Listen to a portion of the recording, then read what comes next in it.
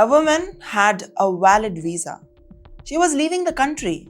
So why did ICE detain her for the 45 days? Was it legal or ICE doing whatever it feels like? A 65-year-old British woman, Karen Newton, says that she was locked up in the United States for 6 weeks. Not because her visa expired. Well, her visa was valid.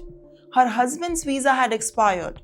Karen and her husband were ending their holiday across California, Nevada, and other states of the United States. They were about to head towards Canada, and instead they were stopped by US immigration officials. She says officers told her that she was guilty of association. She says she was blamed for helping her husband pack, and she kept asking one question: why am I being held if my papers are legal? There was no clear answer. Well, she was also handcuffed and placed in a shackle. She slept on the floor holding cell. Later, she was taken on a 12-hour trip to the Northwest ICE Processing Center in Tacoma. She says the place felt like a prison. Locked doors, guards everywhere, fixed beds, and she says she had to sleep on the floor because she could not climb onto the top bunk. After 3 days, she and her husband signed a voluntary self-removal papers. It meant the US government would send them back to UK and give them $1,000.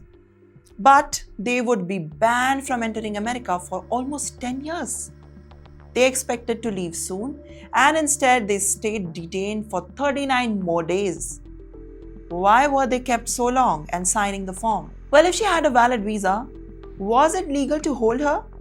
And if the detention centers are under pressure to hold more people, as what she claims that guards told her, what does that mean for the tourists? In total, 45 days passed, and then they were suddenly released. No proper explanations, no nothing. Karen now says, do not travel to America without thinking twice. Well, she says that she followed the rules and she ended up behind the locked bars. This case raised serious questions about how immigration rules are applied. Is it strict enforcement or confusion inside the system? And why does this matter for Indian diaspora? Well, let me tell you, millions of Indian travelers go to US every single year on tourist visa, student visa, or maybe work visa. Many live there on H-1B visa or green card where the family members visit. If one person's paperwork has an issue, could others be pulled into that too puddle? Do you think that these are the rights if stopped by the immigration officers? Well, it is not about fear, it is about being informed. What do you think?